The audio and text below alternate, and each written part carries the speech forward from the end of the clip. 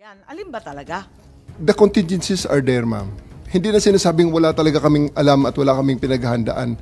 May contingencies tayo, ma'am. So it's always there. So you're part of the saying that PNP. it was just general contingency planning, Yes, ma'am. no specific incident was anticipated?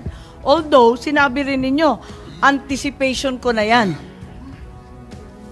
Pagdating nung mga... Anticipation ng warrant ng ICC. That's very specific po. Ma'am, Hindi siya generic contingency planning. Opo. Part na ho ng aking trabaho na, ma'am, yan, nakita ko na, sabi ko, nako, paano pag nautusan ako bigla, lumabas ang warrant at i-implement ito. Nasa Hong Kong ang ating subject. So, that's all part of the anticipation already and the So in contingency fact, there was planning. a plan. Ma'am, So in fact, there was a plan. There was a- Kasi nag-anticipate na kayo na ina-adjust na magkakaroon lang. ng warrant. Ina-adjust natin ang contingencies, ma'am. Ina-adjust ko ang contingencies so that pagdating ng specific na order Kayo sa lang ang akin, nagplano mag-isa sa buong PNP. I'm the head of the CIDG, ma'am. Pero kayo lang ang nagplano I have ng 2,000 operation. people. I have 2,000 people under me. Sir. I understand, General. And we respect the CIDG for its outstanding track record. Kaya lang, tinatanong ko lang, kasi sinabi ninyo na iba-ibang grupo ang nagkumpune ng task force o kung ano man ang tawag doon, na iba-ibang bahagi ng PNP, hindi lang naman CIDG kasi ayaw ninyong tawagin ng CIDG operation. Sino-sino pa ang kasama sa planning dito sa anticipation ng ICC warrant? Thank you very much for the praises to the CIDG, ma'am, first and foremost. Ako rin, ma'am, ang naglabas ng mga request na ito po ang mga components na kailangan, ang mga makakailangan ko at Sino-sino ma-engage po? just in case na ito ay it will come down. So if you have seen, meron doon mga Special Action Force, kasi nga, ni-request ko ang mga yon. I requested them through the Chief PNP. Sir, I need the Special Action Force. I also need the NCRPO to stand by on alert na ang kanilang mga civil disturbance management ay mag-ready rin just in case na magkaroon ng mga rally, magkaroon ng mga mass movements, ready rin kami So kahit pa paano, hindi totoo na walang plano kasi may anticipation ka na eh. At definitely, saka ma'am. nananawagan ka na sa iba't Definitely. ibang tropa. Definitely, we are denying that plan from the context of being sinister and really plotting against the former president. It's not like that. We are just making sure that the PNP will be up to its mandate of protecting the peace and order and the well-being of the citizens, even though this an event as controversial as this goes down. So Chief Marbil, tama ba inauthorize ninyo na tawagan yung iba't ibang pangkat ng PNP si General Torre? Siya nang namahala ng lahat. Ma'am, ako po ang in charge po ng Philippine National Police. I just ordered General Torre to prepare. Yun po yung contingency natin. Kasi we heard from the news coming from the former president that there will be an ICC. Pero iba-iba na yung mga grupo na tinatawagan niya, hindi na si IGG lang. That's ma'am, dun sa atin sa ano natin, meron po yung power ng CIDG that's really to help from other units po. Okay naman po sa Philippine National Police po yan. Okay, eto naman tayo sa mga nangyari doon sa Villamor na, no, sa 250th. Ano na ang nangyari doon? Gusto lang natin malaman at itatanong kung anong nangyari dahil nandito na tayo, no? Umabot na tayo sa Villamor. Was there a time na may binantaan ka o tinakot o pinagsabihan kung sino man doon? At the end of the day, ma'am, everything that happened in the 250th wing is for the purpose of bringing the former president to the plane peacefully. So, nandun yung continuum on the application of forces. So, nandun yung pakiusap muna na ginawa namin simula pa nang siya ay ma-take into custody up to nang isasakay na siya. So, continuum forces, pakiusap and everything, and kailangan there's always a time to tell them that... Parang hindi na pakiusap ang nangyari. Yes, ma'am. Kasi inaresto na ninyo si Attorney Medialdeo, sabi ninyo, obstruction of justice, tama? force continuo, ma'am. At Na hindi sinabi nadala sa ninyo pakiusap. dun sa last hearing natin, under oath, sinabi naman ninyo na talagang hinandcuff ninyo at binasahan na ninyo ng Miranda. Because Tama? on the force continuum, ma'am, pataas ang application of force. Pinakiusap ko, 10 oras na nakikiusap, hindi masunod, and alas 12 na, mag-alas 10 na, lilipad ng aeroplano, Pero teka, in-elevate ko ng konti. So, I nandidiin became ka forceful na. at that time. Okay. Pero ang tanong, bakit inaresto? May paghadlang ba sa proseso ng batas? May tunay ba na obstruction of justice? May panahon ba na pinigilan ni E.S. Medialdea kung sino man testigo na magsalita? Binago ba niya? Sinira ba niya yung mga dokumento? Tinago ba niya ang makakatakas na suspect? Lahat ng obstruction of justice, may pekeng pangalan ba na binigay? Pinagtatanggal niya na paglitis ng isang krimen, lahat ba yun? Talagang obstruction of justice. Alin bahagi dyan ng obstruction? Ang specific po ng ginawa ni E.S. Medialdea para siya ay aking arestuhin sa obstruction of justice, he prevented me from taking physical custody of President Duterte so that he can be boarded on the bus that will bring him on the plane. Yun na, ma'am. Kaya part yun, I read him his right. Kaya pataas na pataas, ma'am, ang level ng... So talaga How did he prevent you? Kasi ang nakita ko naman, naglagay lang naman siya ng upuan dun para upuan ng dating Pangulo. He is placing himself between me and the former president, ma'am. Umarang siya. Kaya ba niyang harangan yon? Daan-daan pulis ang kasama mo? Ako, ma'am, ang personal na hinarang niya, which is kailangan ko siyang alisin so that I can actually order my men to take custody of the former president and bring him to The Hague. Ang dami-dami po ninyo. May kakayahan ba o kapangyarihan si E.S. Medialdea na hadlangan ka at yung libo-libong kapulisan na dalhin si PRRD sa Hague? Yes, ma'am. Kasi nung nandun siya, hindi namin nagawa. Pero inaresto ko siya, nagawa namin, ma'am. Tama ba yun? Klaro ba kayo na ang ginawa lang, ang sinabi nyo sa last hearing, ang sabi ninyo, he was blocking my way, preventing us. He placed another chair at the side of the president for the former president to sit. Yun lang, naglagay lang ng upuan. Obstruction of justice na ba yan? Opo, ma'am. Kasi, ma'am, kung hindi siya umalis doon, hindi namin talaga maisakay sa bus si former president. Kaya nga... Dahil lang sa isang upuan? No, ma'am. Pag umupo siya uli, problema na uli yun, ma'am. Paano namin siya mapalakad? Di, bubuhatin namin siya. Libo-libo Which is, I really naman don't kayo. want to do. Yes, ma'am. Apakaklaro naman sa PD 1829. Yung obstruction of justice, iilan lang naman ang patakaran, ilan lang yung pamamagitan para obstruction. Wala namang sinasaad doon na,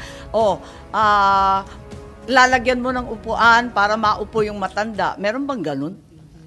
Ma'am, basta ang bottom line lang po dito, ma'am, after he was removed from the area, wala pang 5 minutes, ma'am, the former president said, let's go. Kaya siya ay sumakay ng What bus. particular mode? Wag mong gawing justification yan na General Torre na porque nahandcuff mo na si A.S. Medialdea, 5 minutes nadala mo na kaagad si Pangulong Duterte sa aeroplano. Ang tanong dito ngayon, yung pag-handcuff mo ba, ano justification mo? Yun lang naman, bakit? I stand by it, sir. I read him his rights and tell him what law he's violated, and I arrested him and told him exactly what is the basis of my arrest for him. And lawyer siya. Sumama naman sa akin, sir, ng maayos, si E.S. Medialdea. Actually, hindi ko na nga Sino hindi nailagay sasama doon?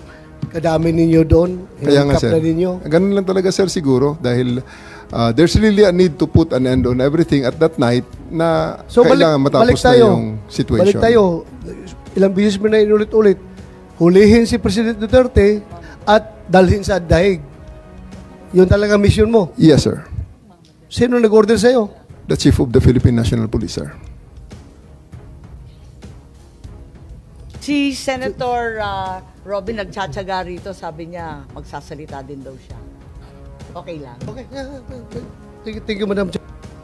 Maraming salamat po sa ating ginang tagapangulo at kay General Bato, Senator Bato. A'udhu billahi minasyaitanir rajim. Bismillahirrahmanirrahim. Alhamdulillah rabbil alamin. Kay Senator Amy.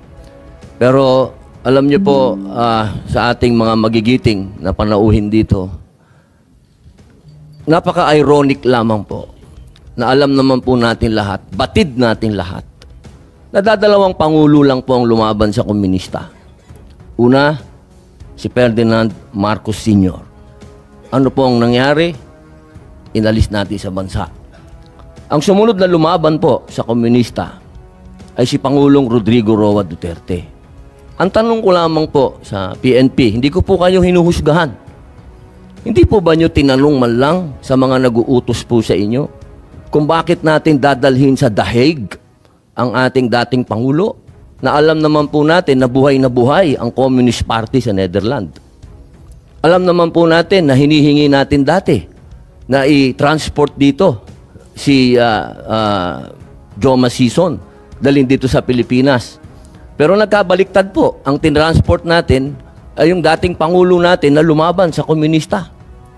Ito lamang po, tanong ko, bilang ako po'y dating rebelde.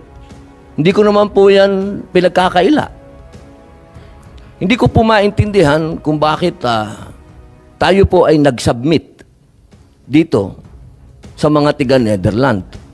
Alam naman po natin, kahit po itanong ninyo, ako po ay palagi dyan sa Utrecht.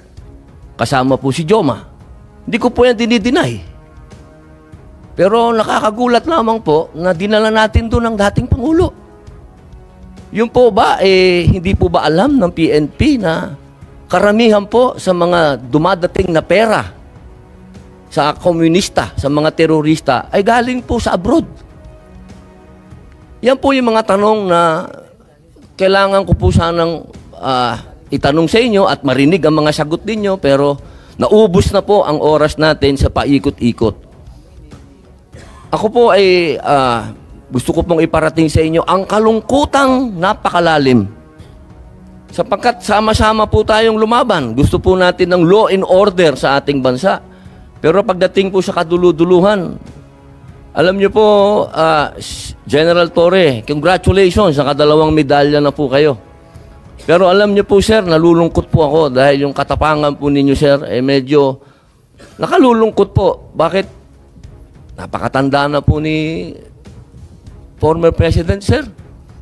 Ako naman po, tagahanga ninyo sa pagkamatapang ninyo, sir, pero napakatanda na po ni former President. At alam naman po natin, sir, na lumaban yan sa komunista. Alam niyo yan, sir. Sana naging konting ano lang po tayo ba? Binigyan naman natin ng konting kung paano natin tinitingnan yung mga medalya nyo. Hindi lang nalagyan ng medalya si Presidente, pero kung sa medalya mag-uusapan, tinulungan niya tayo laban sa mga terorista. Yun lamang po, sir. Sana napakasakit isipin. Ito pong bagay na ito, parang pati itong ambassador natin. Ano po ba talaga ang ito po ba talagang operation para may aalis dito ang ating dating Pangulo?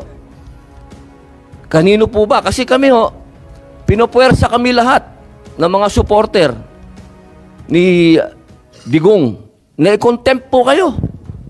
Pero hindi po namin ginagawa. Sapagkat ang order, walang order sa amin na ipa-contempt kayo. Kung galing lang to kay PRRD o galing kay BP, napakontempt ka, kukontempt kita, boss. Baka ako pa magsabi na ako hahatak sa'yo. Pero hindi ko ginagawa, boss.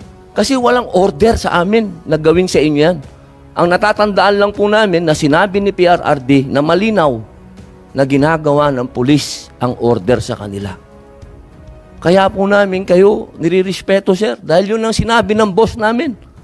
Yun ang sinabi ng chairman ng PDP na ginagawa lang ng pulis ang trabaho nila. Pero sana naman, sir, isipin din natin kung anong itinanim ni PRRD sa bansang ito. Nilabanan natin ng komunista. Talaga bang yan ba talaga ang kapalaran ng mga presidenteng lumalaban sa komunista? Isang in-exile, isang sinurrender? Ano ba po talaga itong bansa natin? Tayo po ba'y demokratiko talaga? Tayo po ba'y under control ng komunista? Yun lamang po. Maraming salamat po sa inyong lahat. Magandang hapon. Salamat po. Maraming salamat, Senator Robin Hood Padilla. At mabalik tayo dito sa obstruction of justice na hindi namin maintindihan pagkat yung paglalagay nga ng upuan, parang hindi naman yun sapat para sa Section 1 ng PD 1829. Ang liwaliwanag, nakalista ron kung paano. So, parang wala namang basehan para arestuhin si E.S. Medialdea. It's just blocking you. Sabi mo, palibasa malaking tao, naglagay ng upuan. Ganun ba yun? Yes, General Torre. Yun na yun. Talagang yun na yung base mo. Ma'am, he has been doing that for the past 10 hours, preventing us from physically taking custody of the president, of the former president. So, Physically? Kasi nakita Yes, ma'am. naman namin tsaka lang tumayo tapos kumuha ng upuan. So, did you actually arrest E.S. Medialdea in order to threaten or coerce PRRD to get on the plane? I Nanakot threatened. po kayo or baka naman kayo ang nananakot, hindi naman si The word E.S. threatened may not be Medialdea. appropriate at this time, ma'am. I just arrested E.S. Medialdea based on the facts that I see at that time, which is obstruction of justice. Sa anong paraan na hinahadlangan ni E.S. Medialdea yung proseso? Kasi hindi ko maintindihan, hindi ko talaga makita. He is physically restraining us from taking custody with the I president. don't see him touching you. Wala dyan sa video, hindi ka naman hinahawakan. Nasa gitna siya, ma'am, namin. He is ang placing dami-dami himself. naman ninyo, kayang-kaya ninyong paligiran yung tao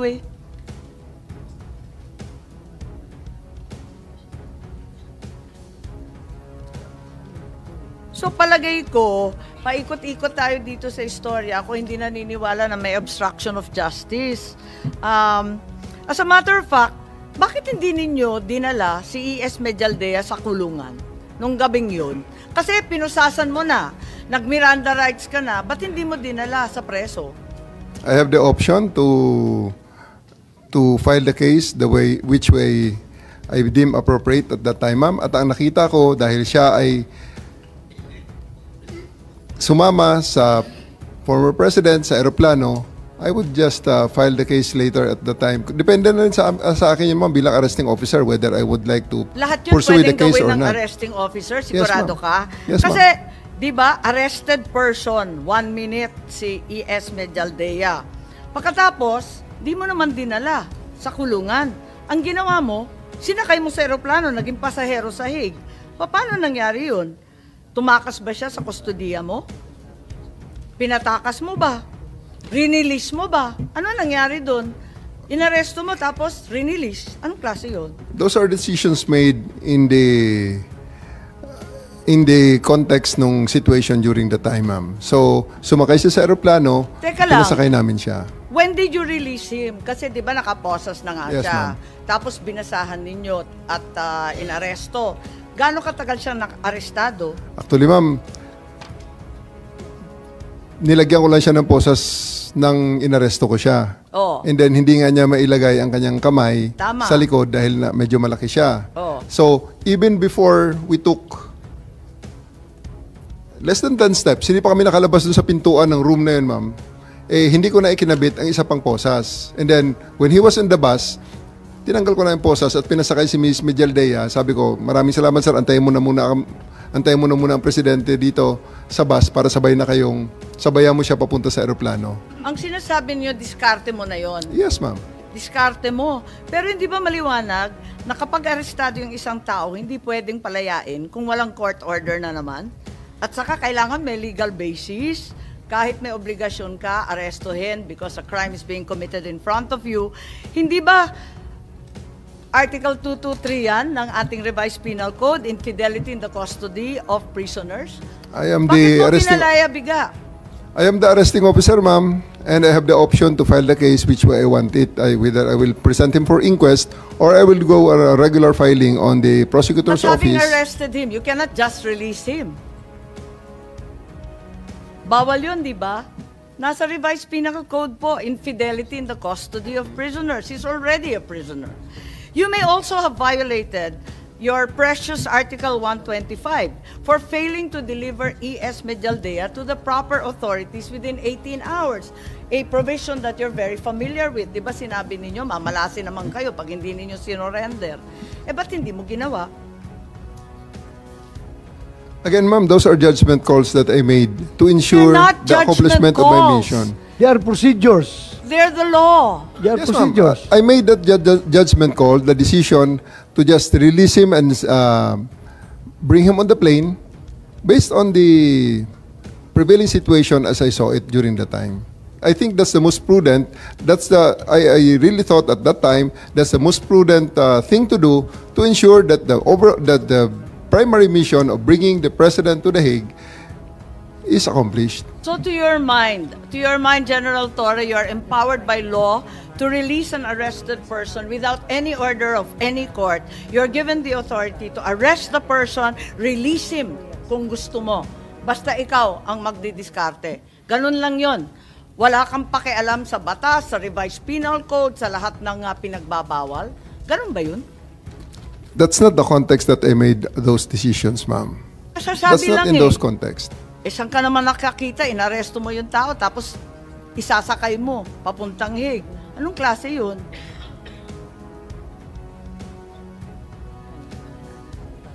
Nandito pa ba si Attorney Delgra? Sa online? I'm here. Andito pa pala si Attorney Delgra. Sige, tatanong ko lang, kasi nakita namin yung video, pakita lang yung video, kung saan kinakaladkad si Attorney Delgra ni General Torre. General Torre, gumamit ka ba ng dahas laban sa sinuman na nandun sa Villamor? Kasi nakita namin nagkakaladkad ka eh.